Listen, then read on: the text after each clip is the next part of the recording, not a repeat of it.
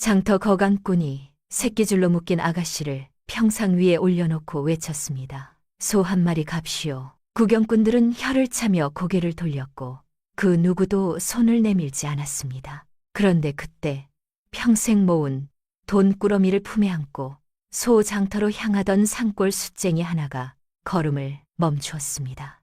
그는 아무 말 없이 돈꾸러미를 통째로 거간꾼 발치에 내던졌습니다. 저 아가씨를 데려가겠소. 장터가 순식간에 조용해졌고 사람들은 배를 잡고 웃었습니다. 10년을 모은 돈을 여인 하나에 날려버린 진짜 바보가 나타났다고요. 그러나 3년 뒤 아무도 예상하지 못한 일이 벌어졌습니다. 그 바보는 조선 팔도에서 손꼽히는 대상인이 되어 있었고 그를 비웃던 장터 사람들은 여전히 하루끼니를 걱정하고 있었습니다. 도대체 그 사이에 무슨 일이 있었던 걸까요? 지금부터 그 이야기를 시작하겠습니다. 깊고 깊은 산골짜기, 사람 발길이 좀처럼 닿지 않는 곳에 낡은 초가집 한 채가 덩그러니 서 있었습니다. 거기에는 마을 사람들이 입을 모아 바보라 부르는 석돌이라는 사내가 살고 있었지요. 석돌은 몸집이 크고 힘은 장사였으나 성품이 지나치게 순박하고 여린 탓에 남에게 놀림을 받아도 그저 희히 웃을 뿐이었습니다. 그는 날마다 새벽 동틀 무렵 일어나 산등성이를 올라 숯을 굽기 위한 나무를 베어내리곤 했습니다. 지게가 휘어지도록 나무를 가득 짊어져도 그의 얼굴에는 지친 기색 하나 없이 늘 온화한 미소가 맺혀 있었지요. 석돌이 이토록 고된 일을 하루도 거르지 않는 데에는 단 하나의 이유가 있었습니다. 바로 소 한 마리를 사기 위해서였지요. 산골에서 소는 그저 짐승이 아니라 집안을 일으키는 가장 큰 재산이요 희망이었으니까요. 어머님, 다녀왔습니다. 석돌이 산을 내려와 방문을 열면 안에서 더듬더듬 손을 짚어가며 눈먼 노모 임씨가 아들을 맞이했습니다. 오냐, 왔구나. 오늘도 산에서 수고가 많았겠다. 임씨는 눈은 어두웠지만 아들의 거친 숨소리만 들어도 그가 얼마나 땀을 흘렸는지 다 알 수 있었지요. 석돌은 땀에 젖은 적삼을 벗기 전에 먼저 어머니의 마른 손을 꼭 잡아드렸습니다. 그는 붓두막 앞에 쪼그려 앉아 벌게 타오르는 불꽃을 바라보며 숯을 구웠습니다. 가마에서 뿜어나오는 새까만 연기가 온몸에 배고 얼굴이 검댕으로 범벅이 되어도 석돌은 마음만은 즐거웠습니다. 숯이 한 짐 완성될 때마다 소 한 마리를 살 수 있는 날이 한 걸음씩 가까워진다고 믿었으니까요. 어머님, 조금만 더 모으면 됩니다. 소를 한 마리 드리면 너른 밭도 갈고 어머님께 흰쌀밥 매일 지어드리겠습니다. 석돌은 밤마다 방 깊숙이 숨겨둔 낡은 항아리를 꺼내어 엽전을 한 깬 한 깬 넣었습니다. 그 돈은 석돌이 지난 10년 동안 입을 것도 못 입고 먹을 것도 아껴 피땀 흘려 모은 소중한 결정이었습니다.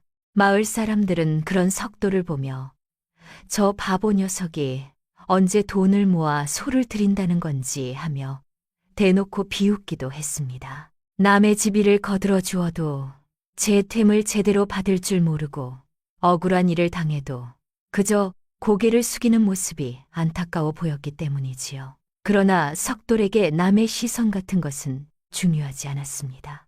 그의 머릿속에는 오직 믿음직한 소 한 마리가 마당에 서 있는 풍경과 그 소를 보며 기뻐하실 어머니의 얼굴뿐이었으니까요.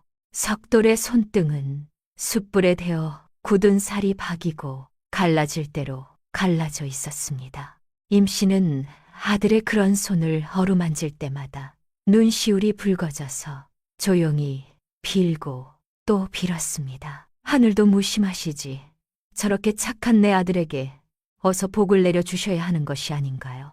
석돌은 오히려 어머니를 달래며 산골에 매서운 겨울을 아군이 온기로 버텨냈습니다.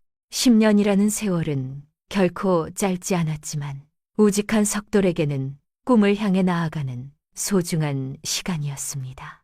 수술지고 장터로 향하는 그의 발걸음은 늘 가벼웠고 상인들이 값을 후려쳐도 그저 내내하며 고개를 숙였지요. 사람들은 그를 보며 손가락질했지만 석돌의 마음속에는 누구보다 든든하고 큰 집이 세워지고 있었습니다. 마침내 엽전 꾸러미가 항아리를 가득 채우고 넘쳐 흘렀던 어느 날, 석돌은 결심했습니다. 이번에야말로 진짜 장터에 나가 우리 집을 살려줄 소를 들여오리라. 석돌은 10년의 피땀이 배어있는 돈꾸러미를 가슴에 품고 주무시는 임씨의 얼굴을 한참 바라보다가 조용히 살인문을 나섰습니다. 그의 눈앞에는 이제 곧 만날 믿음직한 소의 모습이 아른거렸습니다. 한편 한양에서 서쪽으로 이틀거리 떨어진 어느 고을에는 사계절 꽃향기가 끊이지 않는 아름다운 기와집이 한 채 있었습니다. 거기에는 고을 사람들이 입을 모아 칭송하는 양반가 교수 하유채가 살고 있었지요. 하유채는 마치 물 한 개 머금은 흰 백합처럼 맑고 기품에 넘치는 아름다운 아가씨였습니다. 그녀의 아버지는 조정에서 청렴하고 강직하기로 이름난 관리였고 대대로 이어온 하씨 가문의 명성은 하늘을 찌를 듯 높았지요. 유채는 부모님의 깊은 사랑 안에서 모자람 없이 자라 언젠가 좋은 배필을 만나 행복한 가정을 꾸리는 꿈을 꾸고 있었습니다. 그러나 달도 차면 기운다 했습니다. 평화롭던 유채의 집안에 먹구름이 밀려들기 시작했습니다. 그 불행의 시작은 유채의 아버지의 자리를 탐내는 탐욕스러운 자 오태봉이었습니다. 오태봉은 겉으로는 인자한 웃음을 내세우지만 속으로는 남의 복을 발판 삼아 기어오르려는 독사 같은 심보를 품고 있었지요. 그는 유채의 아버지를 몰아내기 위해 거짓 장부를 꾸미고 없는 죄목을 만들어 조정에 고발했습니다. 어느 날 아침 황금빛 대청마루가 빛나던 유채의 집에 냉혹한 포졸들이 들이닥쳤고 아름다운 웃음소리가 가득하던 마당은 비명과 통곡으로 뒤덮였습니다. 아버지는 억울함을 호소할 틈도 없이 멀리 유배형에 처해지고 집의 모든 재산은 오태봉의 손에 넘어가고 말았지요. 이 믿기 어려운 일에 직면한 유채의 어머니는 가슴을 쥐어뜯다가 결국 자리에 눕고 마음의 병을 이기지 못해 세상을 떠나셨습니다. 죄인의 가족이라는 낙인이 찍힌 유채는 친척 집에 맡겨지거나 절에 들어가야 할 처지였습니다. 그런데 오태봉은 악덕 거간꾼과 짜고 유채의 신분 문서를 평민 출신으로 위조한 뒤 흔적을 완전히 지우기 위해 멀리 떨어진 낯선 고을의 장터 뒷골목으로 인신매매를 해버렸습니다. 가장 높은 곳에서 가장 낮은 곳으로 떨어진 그녀의 신세는 서리발에 맞아 꺾인 꽃과 같았습니다. 포졸들은 고운 비단 저고리를 입고 있던 유채를 거칠게 끌어내어 낡고 헤어진 배저고리로 갈아입혔습니다. 유채의 눈에서 눈물이 마를 날이 없었으나 마음 한켠에는 반드시 살아남아 가문의 원한을 갚겠다는 시퍼런 의지만큼은 남아 있었습니다. 그녀는 며칠 밤낮을 굶주리며 험한 길을 걸어 낯선 고을 장터 뒷골목의 거간꾼 손에 넘겨졌습니다. 장터 사람들은 새끼줄에 묶인 채 고개를 깊이 숙이고 있는 유채를 보며 마치 짐승을 구경하듯 수근수근 속닥였습니다. 아이고, 저렇게 곱디고 온 아가씨가 어쩌다 몸종 신세가 되었을꼬. 참으로 가엾구먼. 사람들은 혀를 찼지만 유채의 손을 잡아주는 이는 단 한 명도 없었습니다. 유채는 차가운 땅바닥에 무릎을 꿇고 앉아 자신이 물건처럼 팔려나가는 현실에 온몸이 떨렸습니다. 오태봉의 관계로 인한 악몽이 귓전에 맴도는 것만 같아 유채는 입술을 깨물며 고통을 견뎌냈지요. 장터의 소란스러운 소리 너머로 이제 곧 거래가 시작된다는 외침이 들려왔습니다. 소 한 마리, 말 한 마리에도 못 미치는 값으로 자신의 인생이 넘겨지는 상황에서 유채는 그저 눈을 꼭 감았습니다. 자신을 사갈 사람이 술꾼인지 악독한 주인인지 알 수 없는 공포가 그녀를 짓눌렀습니다. 바로 그 무렵 석돌은 오늘따라 유독 가벼운 발걸음으로 산길을 내려오고 있었습니다. 품 안에는 10년 동안 숯을 구워 모은 돈꾸러미가 묵직하게 들어 있었고 걸음을 옮길 때마다 찰랑찰랑 기분 좋은 소리가 울렸습니다. 장터에 들어서니 평소보다 훨씬 많은 사람들로 북적이고 온갖 물건을 팔고 사는 목소리로 활기가 넘쳤습니다. 석돌은 침을 꼴깍 삼키며 사람들이 가장 많이 몰린 소장터 쪽으로 천천히 발걸음을 옮겼습니다. 그의 머릿속에는 털이 윤기나고 눈망울이 큼직한 소가 마당을 지키는 모습이 자꾸만 아른거렸지요. 드디어 오늘이구나. 어머님께 믿음직한 소를 보여드릴 날이 바로 오늘이야. 석돌은 혼잣말로 중얼거리며 품 안의 돈꾸러미를 한 번 더 만져보고 빙그레 웃었습니다. 그런데 소장터 입구에 이르렀을 때 평소와는 다른 낯선 광경이 석돌의 눈에 들어왔습니다. 나무 기둥 옆 골목 어귀에 사람들이 둥그렇게 모여 있었고 그 한가운데에서 인상이 험악한 거간꾼 하나가 고함을 질러대고 있었습니다. 석돌은 호기심에 이끌려 사람들 사이를 헤치고 들어갔다가 그 자리에 얼어붙은 듯 멈춰서고 말았습니다. 거기에는 새끼줄로 묶인 한 아가씨가 고개를 숙인 채 앉아 있었습니다. 그녀는 낡고 헤어진 베저고리를 입고 있었지만 한눈에 범상치 않은 분위기가 배어났습니다. 그 아가씨가 바로 집안이 몰락하고 신분이 위조되어 팔려온 유체였고 그녀 곁에는 거간꾼이 버티고 서 있었습니다. 자, 어서들 구경하시오. 이 아가씨는 원래 한양 양반가에서 귀하게 자란 몸이라 머리가 명석하고 손재주도 좋소이다. 거간꾼은 유체를 물건처럼 다루며 사람들에게 외쳐댔고 사람들은 그녀를 보며 얼마면 살 수 있냐며 웅성거렸습니다. 석돌은 그 모습을 보며 가슴 한켠이 지글지글 타들어가는 것을 느꼈습니다. 그는 바보 소리를 들어온 사람이었지만 사람을 저렇게 짐승처럼 다루는 것이 잘못이라는 것쯤은 너무나 잘 알고 있었습니다. 유체는 수치심에 온몸을 떨며 눈물을 흘리고 있었고 그녀의 여윈 어깨가 잘게 떨리는 것이 석돌의 눈에 선명하게 보였습니다. 그 순간 석돌과 유체의 눈이 마주쳤고 그 깊고도 슬픈 눈빛이 석돌의 가슴을 사정없이 흔들었습니다. 저렇게 귀하게 자란 아가씨를 누가 사간다는 건가? 짐승보다도 못한 값으로 팔려간다니 참으로 딱한 팔자로다. 옆에 있던 노인이 혀를 차며 내뱉은 말에 거간꾼은 더 큰 소리로 흥정을 시작했습니다. 자, 소 한 마리 값에서 시작하겠소. 소 대신 이 아름다운 아가씨를 집에 데려가실 분 안 계시오. 거간꾼의 비아냥거리는 소리에 사람들은 깔깔 웃었지만 나서는 이는 아무도 없었습니다. 석돌은 품 안에 있는 돈꾸러미를 꽉 움켜쥐었습니다. 이 돈은 소를 사기 위해 10년 동안 잠도 줄여가며 숯을 구워 모은 눈물겨운 전 재산이었습니다. 이 돈을 써버리면 어머님께 약속한 소를 살 수 없고 집안을 일으키겠다는 꿈도 물거품이 되는 상황이었습니다. 그런데도 석돌은 좀처럼 발을 옮길 수가 없었습니다.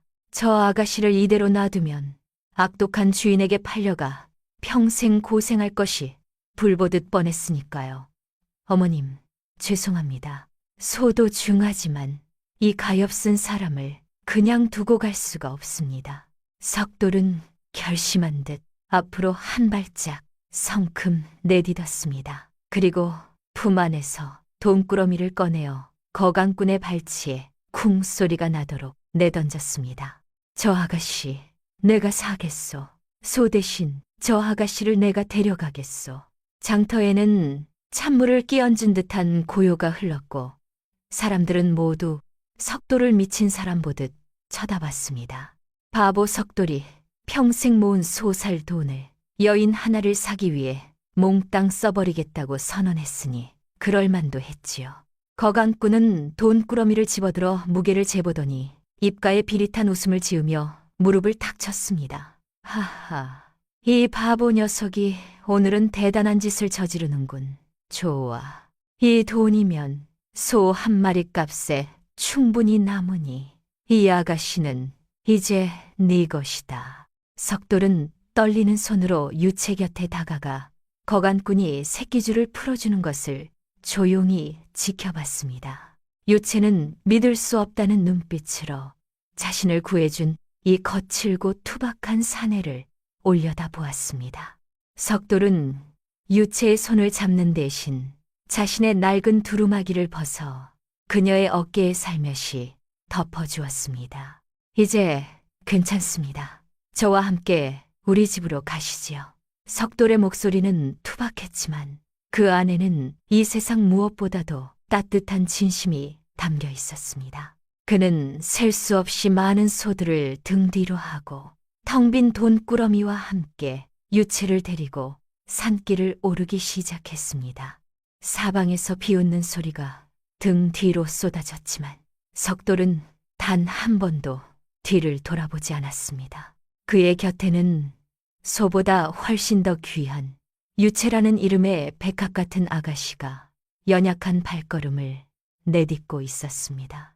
산길은 험하고 멀었지만 석돌은 유채가 혹시 돌부리에 걸려 넘어지지 않을까 몇 번이고 뒤를 돌아보며 걸음을 멈추었습니다.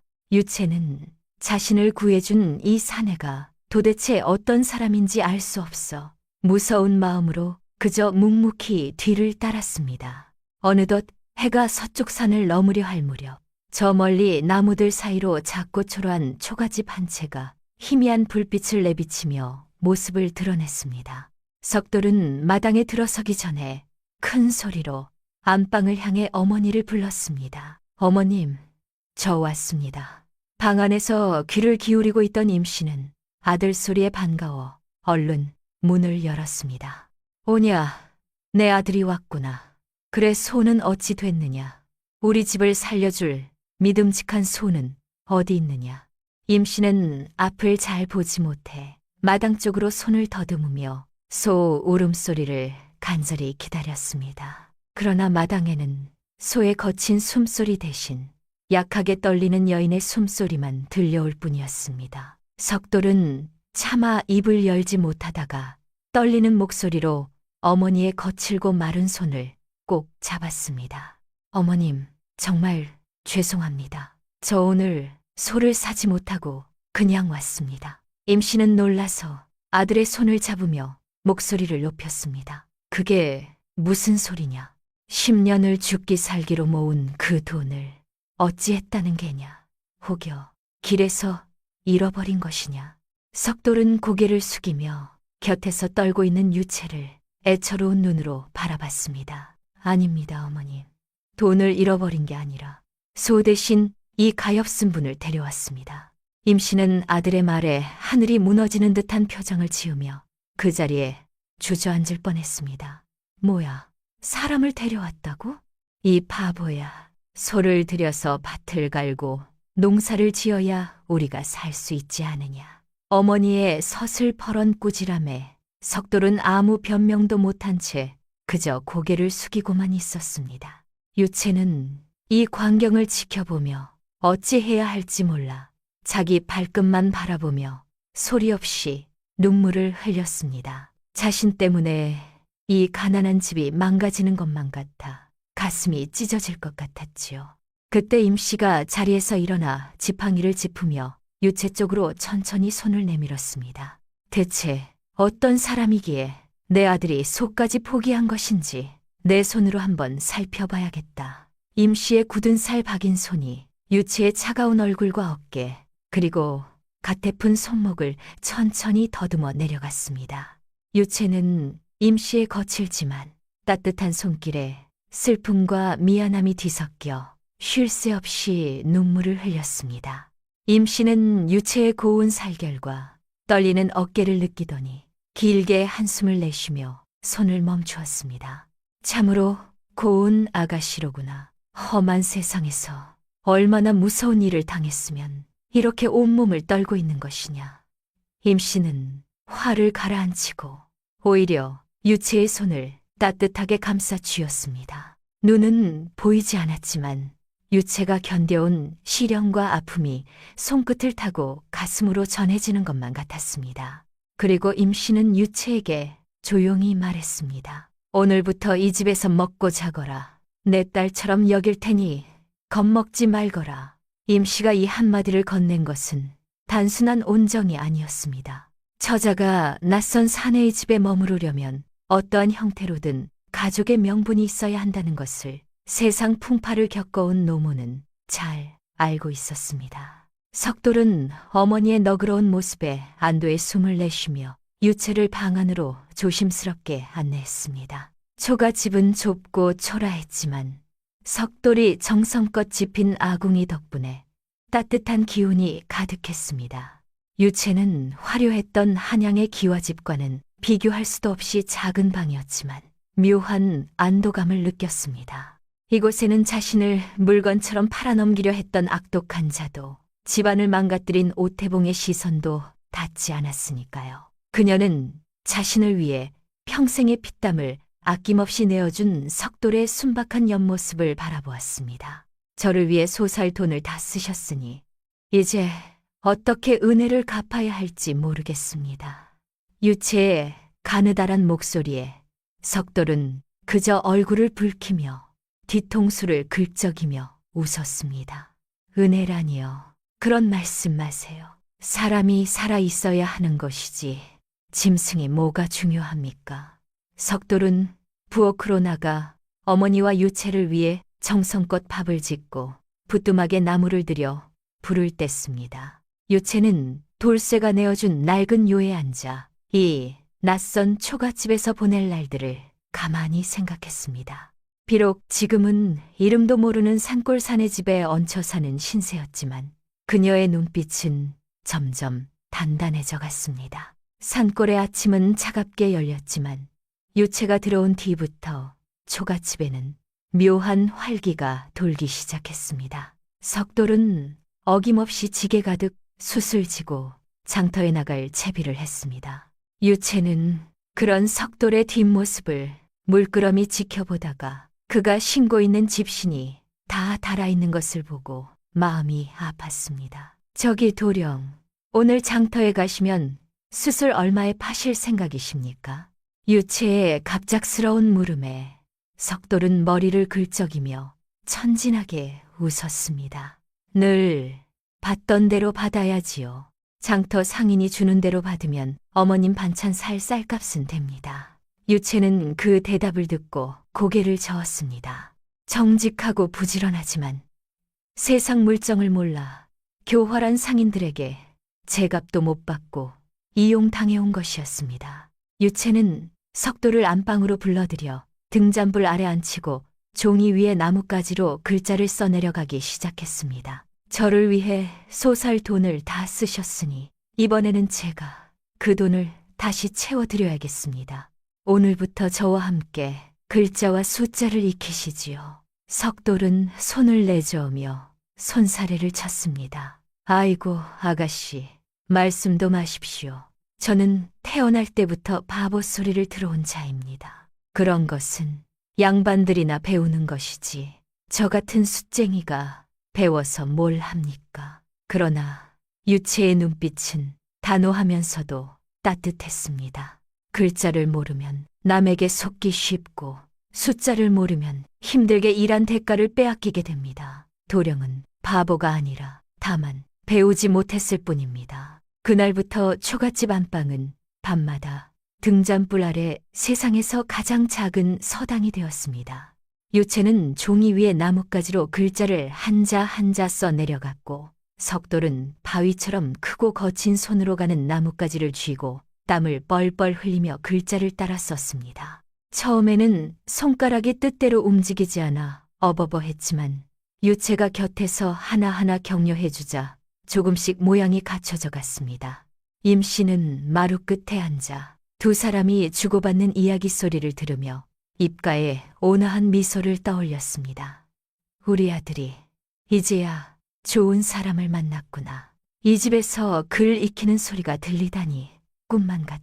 유채는 단순히 글자만 가르치는 것이 아니라 상인들이 쓰는 교묘한 속임수와 계산법도 함께 가르쳐 주었습니다. 상인이 값을 깎으려 하면 무조건 그러겠다고 해선 안 됩니다. 이 숯이 얼마나 정성껏 구워졌는지 먼저 설명해야 합니다. 또 유채는 숯을 그냥 파는 것이 아니라 품질에 따라 등급을 나눠 삼배 주머니에 포장하는 방법도 알려주었습니다.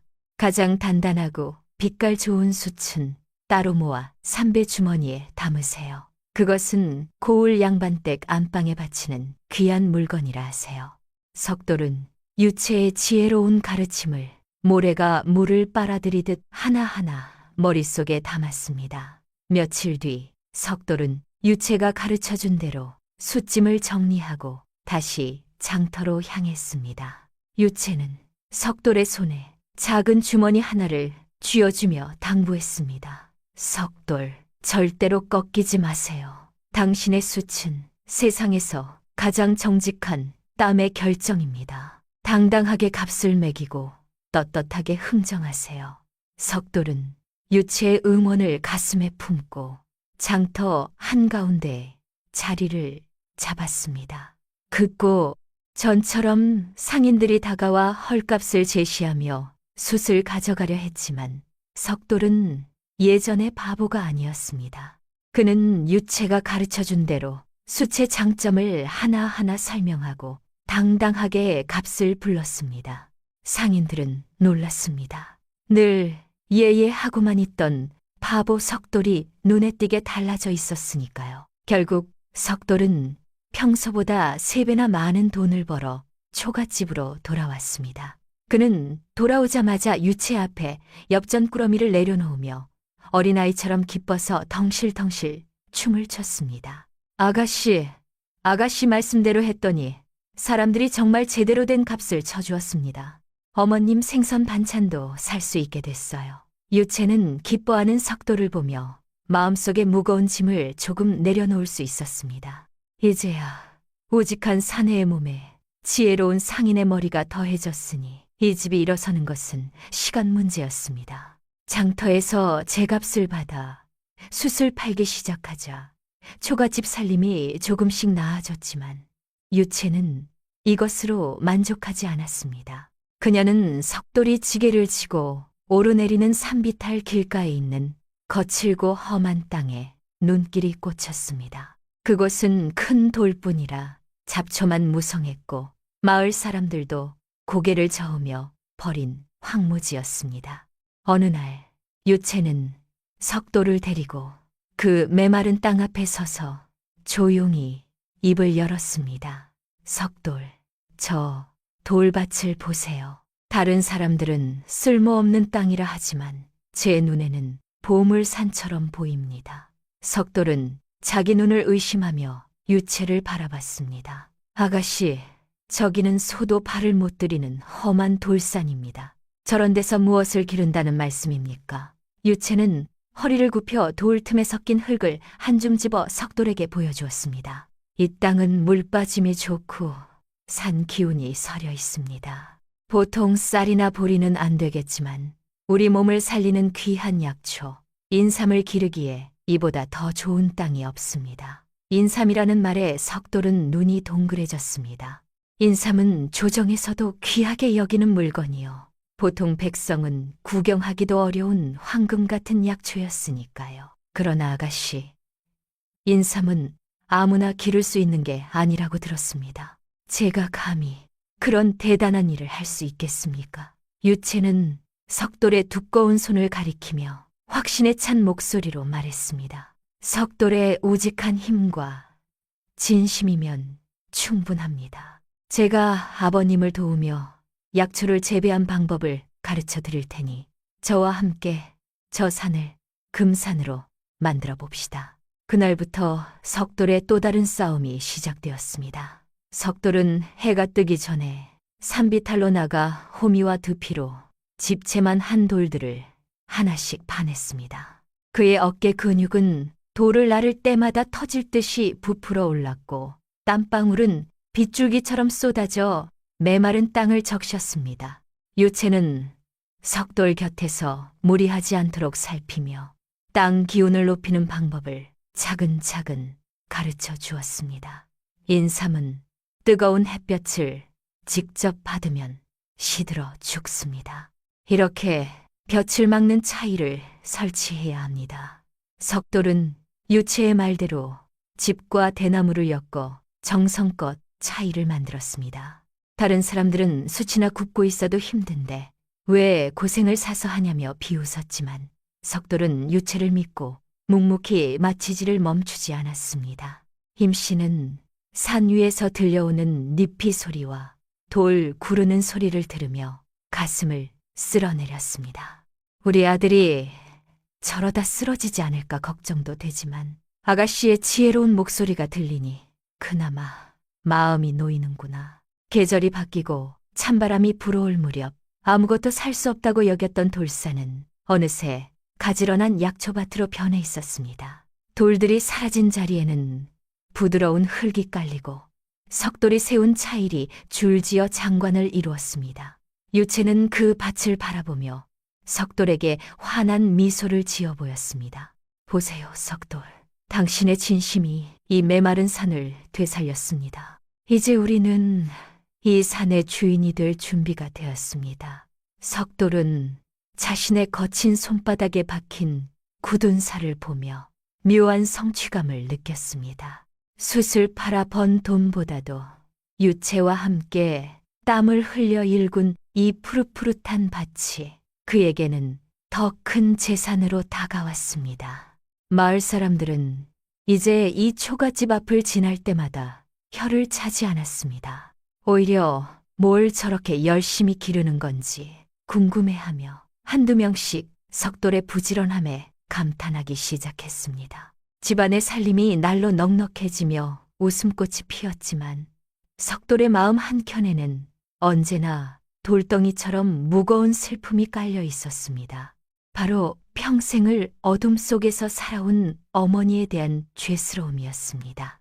유채는 그런 석돌의 지극한 효심을 누구보다 잘 알고 있었고 조용히 임씨 곁에 앉아 그녀의 건강 상태를 살폈습니다. 유채의 아버지는 한양에서 높은 관직에 있으면서 의술에도 조예가 깊었고 유채 역시 곁에서 귀한 약초의 쓰임새를 많이 익히고 있었습니다. 유채는 임씨의 눈이 단순히 노쇠하여 어두워진 것이 아니라 오랜 영양 부족과 마음의 병이 겹쳐 기력이 쇠한 것임을 알아챘습니다. 석돌, 오늘부터 숯 구우실 시간 외에 저와 함께 산 깊은 곳으로 약초를 찾으러 가야 합니다. 유채의 말에 석돌은 두 눈을 반짝이며 등짐을 고쳐맸습니다. 두 사람은 해가 뜨기 전에 이슬에 젖으며 험한 산비탈을 오르고 또 올랐습니다. 유채는 바위 틈새나 나무 뿌리 곁에 숨어있는 아주 작은 풀잎 한 장도 놓치지 않고 꼼꼼하게 살폈습니다. 눈에 좋다는 결명자씨와 기력을 보충해 준다는 오래된 산목련 껍질을 찾기 위해 석돌은 흙을 팠습니다. 유채는 석돌이 캐온 약초를 보며 흡족한 미소를 지었습니다. 이것들을 정성껏 하려 어머님께 꾸준히 드리면 반드시 기적이 일어날 것입니다. 초가집으로 돌아온 두 사람은 마당 한켠에 약화로를 피워놓고 낮이고 밤이고 불을 뗐습니다. 석돌은 혹시라도 불씨가 꺼지지 않을까 잠시도 한눈 팔지 않고 부채를 붙이며 진심을 다했습니다. 유채는 그 곁에서 약초의 독성을 빼고 약기를 높이는 복잡한 과정을 하나씩 지시하며 함께 했습니다. 진하게 우러난 약탕에서는 쌉쌀해하면서도 구수한 냄새가 집 안가득 번졌습니다. 어머님, 이 약을 드셔보세요. 아가씨께서 어머님을 위해 산을 헤매며 찾아온 귀한 약입니다. 석돌은 정성껏 식힌 약탕 사발을 들고 어머니의 입술에 조심스럽게 가져다 댔습니다. 임씨는 아들과 유채의 지극한 정성에 감동하여 한 방울도 남기지 않고 약을 마셨습니다. 그렇게 며칠이 지나고 한 달이 흘러가면서 임 씨의 안색은 눈에 띄게 좋아졌습니다. 기침 소리가 잦아들고 굽어있던 허리가 펴지기 시작했으며 어느 날 아침 기적 같은 일이 일어났습니다. 그런 방 안으로 스며드는 새벽빛을 보고 임 씨가 두 눈꺼풀을 바르르 떨기 시작한 것이었습니다. 석돌아, 석돌아, 저기 문틈 사이로 밝은 빛이 보이는 것 같구나. 임 씨의 떨리는 목소리에 석돌은 하던 일을 멈추고 방으로 달려들었습니다.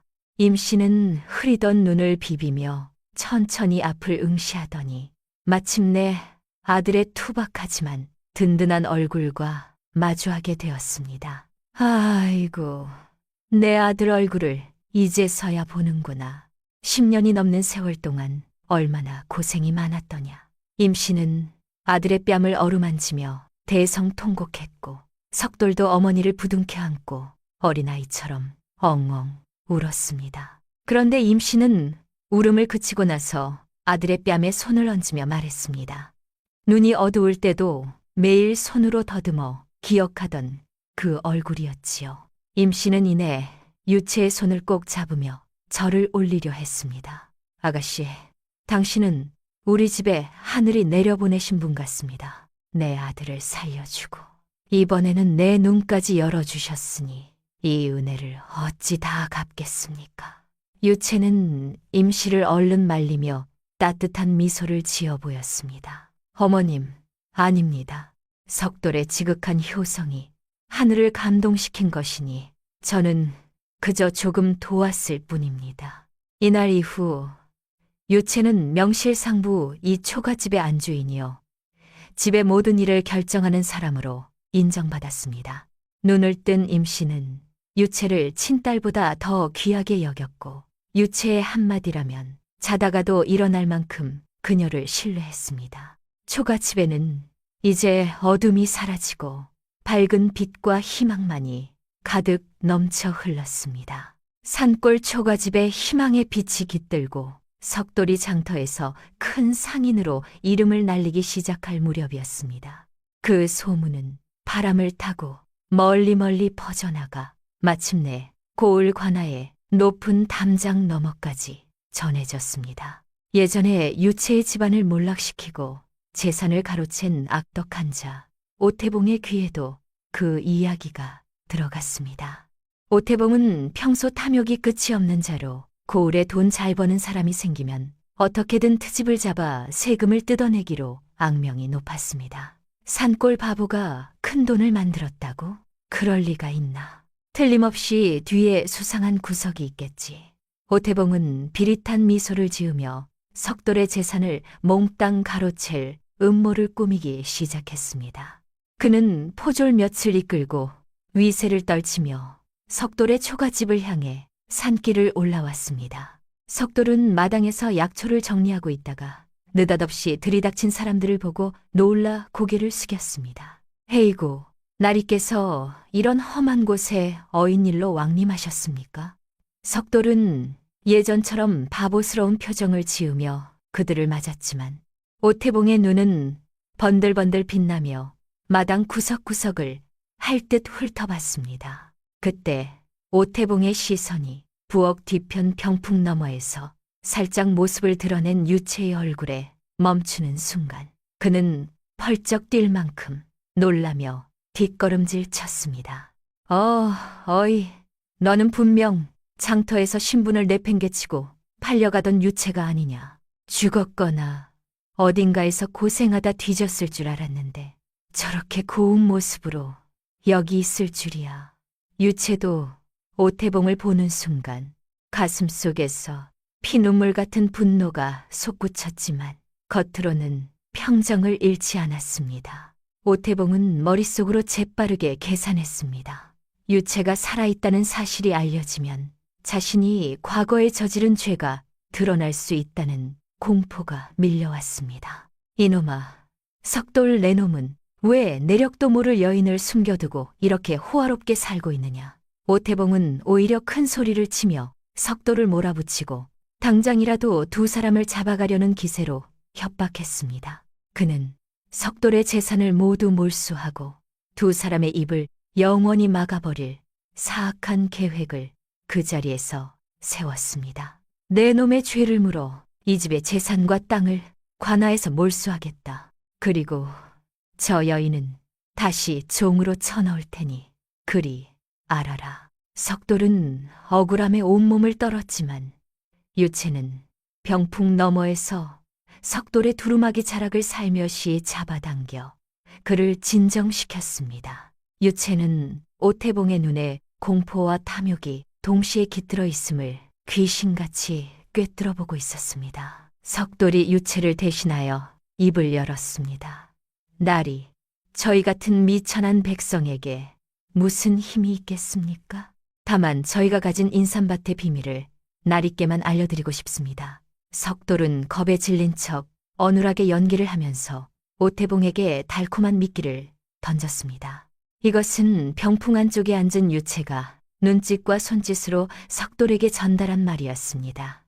오태봉은 인삼밭의 비밀이라는 말에 귀를 쫑긋 세우며 부들부들 떨던 손을 멈추었습니다. 유채는 오태봉의 탐욕을 이용해 그를 더 깊은 함정으로 끌어들이는 치밀한 설계를 머릿속에서 마무리하고 있었습니다. 독사 같은 오태봉이 스스로 발로 지옥 구덩이에 뛰어들도록 만드는 역습의 막이 열린 것이었습니다.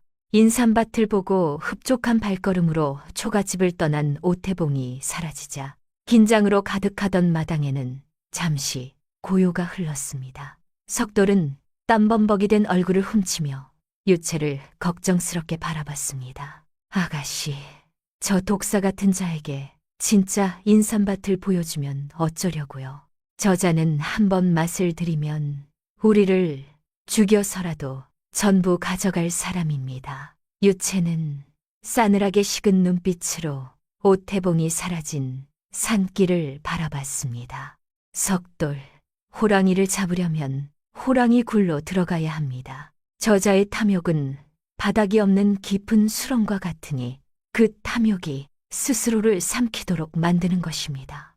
유채는 석돌을 방 안으로 불러들여 낮은 목소리로 은밀한 계획을 전하기 시작했습니다. 오늘부터 석돌은 오태봉 앞에서 세상 물정 모르는 그냥 돈 많은 바보 행세를 해야 합니다. 유채의 계획은 치밀했습니다. 오태봉에게 지금 가진 인삼보다 수십 배, 수백 배 더 큰 황금 인삼이 깊은 계곡 어딘가에 숨겨져 있다고 믿게 만드는 것이었습니다. 오태봉에게 인삼 독점권을 주겠다고 꼬드기세요. 조정에 납부해야 할 귀한 약재를 몰래 빼돌려 큰돈을 벌 수 있다고 속여서 저자가 가진 전 재산을 쏟아붓게 만드는 것입니다. 유채는 석돌에게 오태봉을 만날 때마다 써야 할 말투와 행동, 탐욕을 자극하는 달콤한 말을 하나씩 가르쳤습니다. 저자가 의심할 때마다 더 큰 이익을 보여주세요. 굶주린 개는 고기 냄새를 맡으면 앞뒤를 가리지 않고 달려드는 법입니다. 유채는 집안 구석에 숨겨두었던 낡은 장부 하나를 꺼내 들었습니다. 비록 가문은 몰락했지만 아버지가 남긴 관리들의 인맥과 생태를 누구보다 잘 아는 그녀였기에 가능한 설계였습니다. 오태봉이 관아창고의 돈에 손을 대거나 다른 관리들에게 뇌물을 뿌리도록 유도하는 겁니다. 그것이 스스로 자기 목을 조르는 일이 될 테니까요. 석돌은 유채의 가르침을 머릿속에 새기고 우직하던 가슴속에 날카로운 칼날을 품었습니다.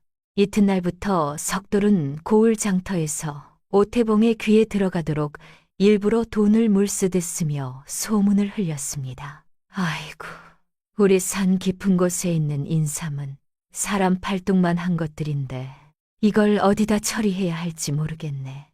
석돌의 천연덕스러운 연기에 오태봉의 수하들이 솔깃하여 소식은 곧장 오태봉에게 전해졌습니다. 오태봉은 스스로 함정에 걸려들고 있었습니다. 그는 석돌을 진짜 바보라 믿고 그 바보를 이용해 평생 먹고 살 재물을 손에 넣을 꿈에 부풀어 있었습니다. 그러나 유채의 계획에 단 한 번의 위기가 찾아왔습니다.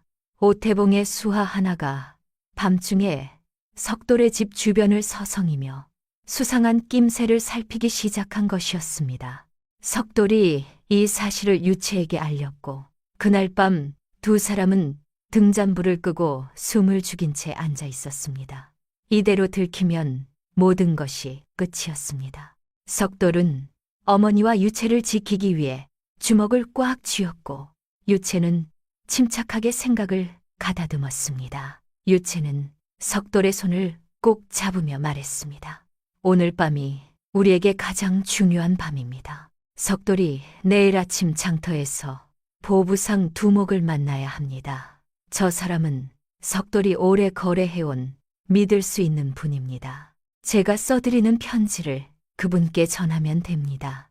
유채는 어둠 속에서 손가락으로 석돌의 손등에 글자를 써가며 해야 할 말을 전했고 석돌은 그 말을 가슴에 새겼습니다. 다음 날 새벽 석돌은 아무 일도 없는 듯 숫짐을 지고 장터로 향했습니다. 수하는 여전히 멀찍이서 그를 따라왔지만 석돌은 바보처럼 히히 웃으며 장터 이곳저곳을 돌아다녔고 그 사이 유채의 편지는 보부상의 손에 조용히 전해졌습니다. 위기는 그렇게 넘어갔고 오태봉은 끝내 아무것도 눈치채지 못했습니다. 마침내 결전의 날이 밝았습니다. 석돌은 유채가 밤새 정성껏 준비해준 보따리를 가슴에 안고 산길을 내려왔습니다.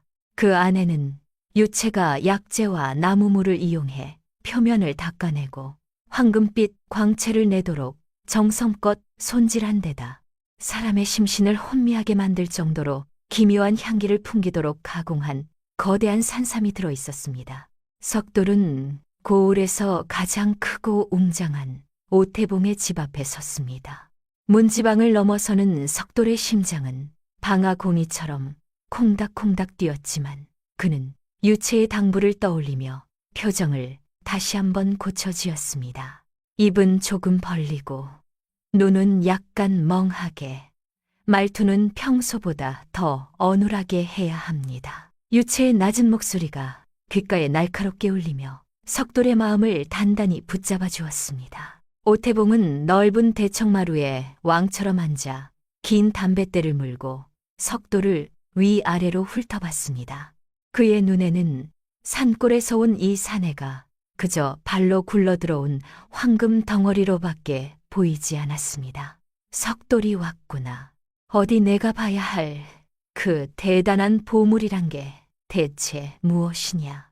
오태봉의 비아냥거리는 목소리에 석돌은 겁먹은 척 몸을 부들부들 떨며 품에서 보따리를 꺼냈습니다. 보따리가 팍 열리는 순간 오태봉의 입에 물려있던 담뱃대가 마룻바닥에 툭 떨어졌습니다. 그 안에는 사람 모양과 흡사한 황금빛 광채를 뿜는 거대한 산삼이 누워 있었으니까요.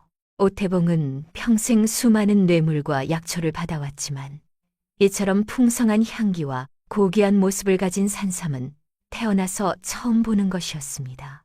이게 정말 내 논밭에서 나온 것이냐. 거짓이면 내 목이 달아날 줄 알아라. 오태봉의 호통에도 석돌은 침을 꿀꺽 삼키고 극도로 어눌한 말투로 대답했습니다. 예. 날이 산 깊은 구덩이에 이런 것들이 산더미처럼 굴러다닙니다요. 저는 그냥 숯이나 구업할 생각이었는데 우리 아가씨가 이게 돈이 된다 해서 가져왔습니다요. 석돌의 바보스러운 대답에 오태봉은 속으로 쾌재를 부르며 무릎을 쳤습니다. 아니, 저런 둔한 녀석이 저런 보물을 아무렇게나 굴리고 있었다니. 내가 싹 다 가로채면 이 나라에서 제일 가는 부자가 될 수 있겠구나. 오태봉은 비열한 웃음을 억지로 참으며 석돌의 어깨를 친근하게 토닥였습니다.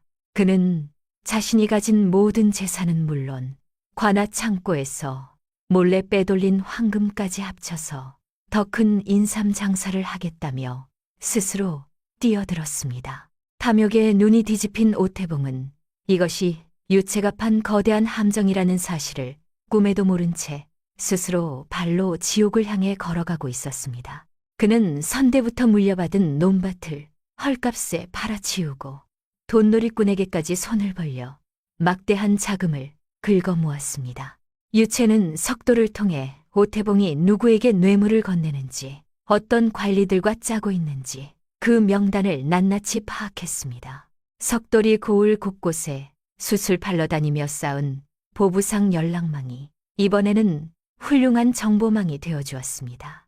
오태봉이 뿌린 황금 조각이 누구의 소매 안으로 들어가는지 유채는 초가집에 앉아서도 손에 잡힐 듯 훤히 들여다볼 수 있었습니다. 한편 오태봉은 석돌의 지시대로 금지된 경로를 통해 산삼을 운반할 준비를 마쳤습니다. 조선에서는 조정의 허가 없이 특정 약재를 대량으로 거래하는 것은 영모에 준하는 중죄로 처벌받았지만 오태봉은 그 위험한 불장난에 스스로 뛰어든 것이었습니다. 날이 물건실을 배가 준비됐습니다요. 이 배가 한양으로 떠나면 나리께서는 이 고을 제일의 부자가 되시는 겁니다요. 석돌이 굽실거리며 보고하자 오태봉은 세상을 다 얻은 듯 거들먹거리며 배를 확인했습니다. 그러나 그 배에 실린 것은 황금 산삼이 아니라 겉만 그럴싸하게 꾸며진 가짜 산삼과 오태봉의 죄를 입증하는 증거물들이었습니다.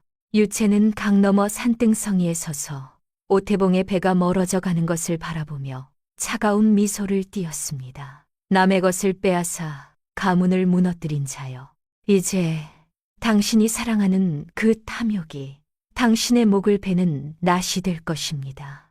유채의 목소리는 차가운 가을바람을 타고 강 위로 흩어졌습니다. 석돌은 오태봉을 배웅하고 돌아오는 길에 가슴에 품었던 바보 가면을 시원스럽게 던져버렸습니다. 유채와 석돌은 들보 밑에 나란히 앉아 마지막 역습의 포문인 고발 장문을 정성껏 써내려갔습니다. 이제 함정은 완벽하게 놓였고 굶주린 짐승이 스스로 올가미를 쓰기를 기다리기만 하면 되었습니다. 오태봉의 배가 한강을 향해 떠나자 초가집에는 비장한 고요가 감돌았습니다.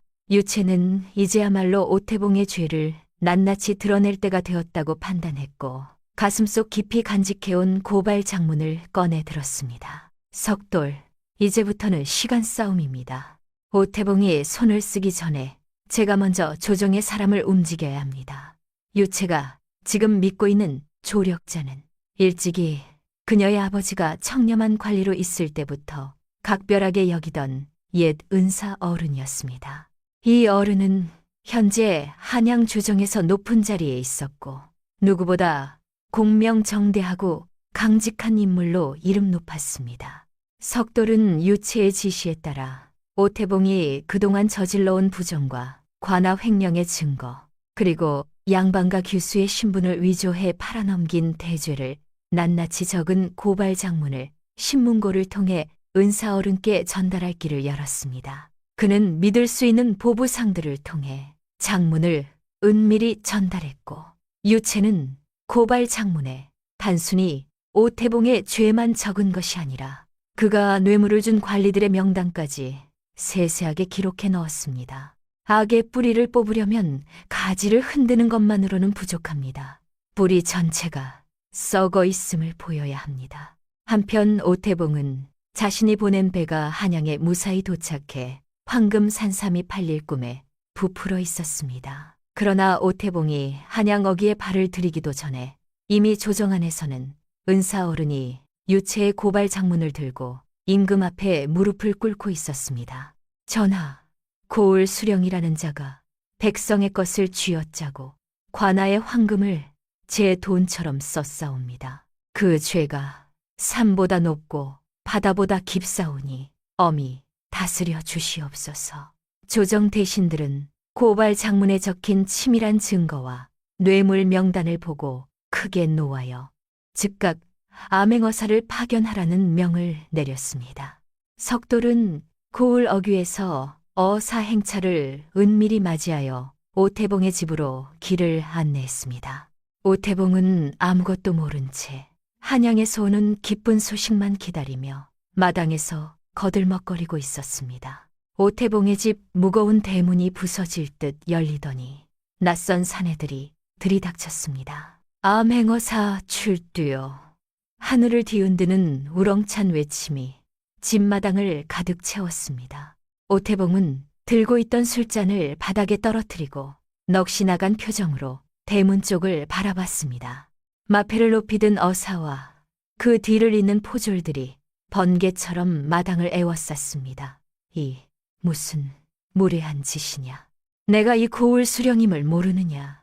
그러나 어사는 싸늘한 눈빛으로 오태봉을 쏘아보며 품 안에서 고발 장문을 꺼내들었습니다. 이자, 오태봉, 내 죄가 하늘에 닿았음에도 아직도 정신을 못 차리는 것이냐.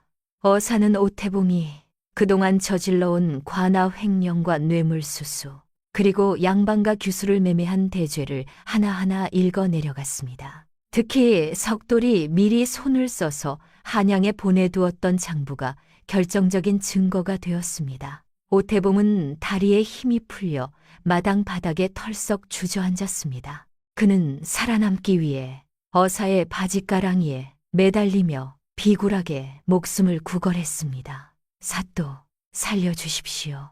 저는 그저 저 바보 석돌에게 속은 것뿐입니다. 그러나 어사는 냉혹하게 오태봉의 손을 뿌리치고 포졸들에게 명했습니다. 저자의 죄는 결코 용서받을 수 없는 중죄이니라. 즉시 파직하여 결박하고 한양으로 압송하여 삼법사의 심판을 받게 하라. 오태봉은 그렇게 자신이 쌓아올린 탐욕의 집에서 포승줄에 묶인 채 끌려나갔습니다. 마을 사람들은 장터로 끌려가는 오태봉을 보며 그동안 쌓였던 울분을 토해냈습니다. 남을 속여 쥐어짜더니 결국 제 욕심에 제가 죽는구먼 천벌을 받은 것이야. 오태봉이 잡혀가는 소식과 함께 더욱 놀라운 소식이 고을에 전해졌습니다. 어사는 임금의 명을 받들어 예전에 오태봉의 관계로 인해 억울하게 몰락했던 하씨 가문의 복권을 선언했습니다.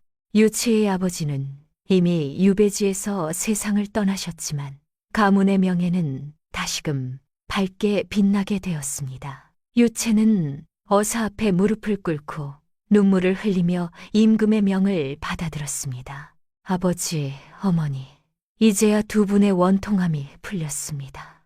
유채의 오열하는 목소리가 초가집 마당을 가득 채웠고 석돌은 조용히 그녀 곁에 앉아 어깨를 다독여 주었습니다. 유채는 이제 다시 양반가의 귀한 신분을 되찾게 되었고 빼앗겼던 가문의 재산도 모두 돌려받게 되었습니다. 악인이 쓰러지고 정의가 바로 선 고을에는 평화로운 저녁 노을이 붉게 물들었습니다. 그러나 그 평화로운 고요 속에는 이전과는 다른 묘한 긴장감이 흘렀습니다. 마을 사람들은 유채가 당연히 한양으로 올라가 예전처럼 화려한 생활을 하게 될 것이라며 수군거렸습니다.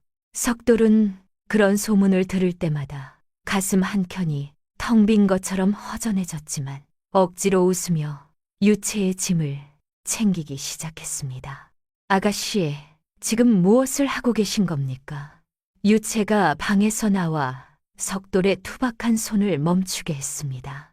석돌은 쓸쓸한 미소를 지으며 대답했습니다. 이제 아가씨는 귀한 신분이 되셨으니 이런 초라한 곳을 떠나 한양으로 가셔야지요. 제가 한양까지 안전하게 모셔다 드리겠습니다. 석돌의 목소리는 떨렸고 그는 도저히 유채의 눈을 똑바로 바라볼 수가 없었습니다. 그런데 유채는 석돌이 챙겨준 보따리를 다시 풀며 그의 거친 손을 두 손으로 꼭 잡았습니다. 석돌, 제가 가야 할 곳은 한양이 아니라 바로 여기입니다. 종으로 팔려가던 저를 사람으로 봐주신 분은 오직 당신뿐이었습니다. 유채의 진심 어린 말에 석돌은 놀라 고개를 들었습니다. 아니, 그래도 아가씨는 명문가의 외동딸이 아니십니까? 저 같은 숫쟁이 곁에 계시기에는 너무나 아까운 분입니다. 그때 며칠 뒤 고을에 다시 들른 은사 어른이 석돌의 집을 찾아왔습니다. 어른은 유채의 손을 잡고 조용히 말했습니다. 네 아버지라면 이 사람을 보고 무엇라 했을지 나는 안다. 네가 바라는 대로 하거라. 내가 증인이 되어주마. 은사 어른의 한마디에 유채의 눈에서 눈물이 왈칵 쏟아졌습니다. 그것이 곧 하씨 가문을 대신하는 어른의 허락이었습니다. 곁에서 지켜보던 임씨가 사랑스러운 웃음을 지으며 석돌의 등을 가볍게 두드렸습니다. 이 바보야. 아가씨께서 이 집에 있겠다고 하시는데 왜 자꾸 밀쳐내는 게냐. 우리 집의 진짜 복덩이는 바로 이 아가씨란다. 유채는 석돌의 가슴에 머리를 기대며 속삭였습니다. 신부는 종이에 적힌 글자에 불과하지만 당신이 보여주신 사람의 마음은 제 목숨과도 같습니다. 저는 이제 유채로서가 아니라 석돌의 아내로 살고 싶습니다. 석돌은 그제야 유채를 두 팔로 꼭 안아주며 뜨거운 눈물을 흘렸습니다. 10년을 모은 돈을 한순간에 써버렸을 때 사람들은 그를 바보라 했지만 그는 세상에서 가장 값진 보물을 얻은 것이었습니다. 세월이 흘렀습니다. 산골 초가집이 있던 자리에는 웅장하고 기품 있는 기와집이 들어섰습니다. 석돌은 유채의 지혜를 빌려 조선에서 가장 크고 정직한 상단을 이루었고 가난한 백성들에게 아낌없이 베푸는 대상인이 되었습니다. 유채는 남편 뒤에서 현명한 조언을 아끼지 않았고 가문을 반듯하게 이끌었습니다. 어느 가을 저녁이었습니다. 마당에는 믿음직한 소들이 평화롭게 여물을 씹고 있었고 담장 너머로 아이들의 웃음소리가 끊이지 않았습니다. 임씨는 환히 뜬 두 눈으로 그 모든 풍경을 바라보다가 마당에 나란히 앉은 석돌과 유채를 보며 조용히 말했습니다. 이게 다 그 소 한 마리 덕분이구나. 석돌은 유채를 바라보며 빙그레 웃었습니다. 유채도 아무 말 없이 그저 석돌의 손을 꼭 잡았습니다. 그 침묵이 어떤 말보다 깊었습니다. 사람들은 이제 석돌을 바보라 부르지 않았습니다. 세상에서 가장 지혜롭고 복이 많은 사내라 불렀지요. 소 한 마리 살 돈으로 이 나라 최고의 복신을 얻었으니 이보다 더 남는 장사가 어디 있겠느냐. 장터 사람들은 석돌과 유채의 이야기를 전설처럼 입에서 입으로 전하며 사람을 귀하게 여겨야 복을 받는다는 가르침을 가슴에 새겼습니다. 재물은 바람에 날리는 낙엽 같지만 정직한 마음과 사람을 향한 사랑은 영원히 지지 않는 꽃과 같다는 것을 그들은 알고 있었습니다. 우직한 남편과 지혜로운 아내가 함께 일군 이 아름다운 산골은 그렇게 고을 전체에 향기를 피워 올리며 오랫동안 사람들의 입에서 떠나지 않았습니다. 오늘 이야기는 여기까지입니다. 평생 모은 전 재산을 대신 가엾은 여인을 구하는 데 써버린 석돌의 선택. 여러분께서는 어떻게 보셨습니까? 눈앞의 이익보다 사람의 가치를 더 귀하게 여긴 그 우직한 마음이 결국 집안을 일으키고 악인을 벌하는 기적을 만들어냈습니다. 요즘처럼 모든 것을 돈으로만 계산하는 야박한 세상에서 석돌과 유채의 이야기는 우리에게 참으로 귀한 가르침을 줍니다. 진심을 다해 사람에게 대하고 정직하게 땀을 흘리면 복은 반드시 우리 곁으로 찾아온다는 사실을 다시금 되새기게 됩니다. 비록 옛 이야기 속의 일이지만 그 안에 담긴 지혜와 권선징악의 교훈은 시대를 넘어 우리 가슴을 따뜻하게 적셔줍니다. 요즘 날씨가 참으로 변덕스럽습니다. 일교차가 큰 환절기인 만큼 시청해주시는 모든 분들께서 무엇보다 건강에 각별히 유의하셔야 하겠습니다. 오늘 이야기가 재미있으셨다면 구독과 좋아요, 따뜻한 마음을 나누어 주십시오. 그리고 지금 이 영상을 전국 어디서 듣고 계신지 계신 지역명을 댓글로 남겨주시면 감사하겠습니다. 여러분께서 남겨주시는 소중한 댓글 한마디 한마디가 영상을 만드는 저에게는 이 세상 무엇과도 바꿀 수 없는 큰 보람이자 힘이 됩니다. 귀한 시간을 내어 끝까지 함께 해주셔서 진심으로 감사드립니다. 늘 평안하고 행복한 하루 되십시오.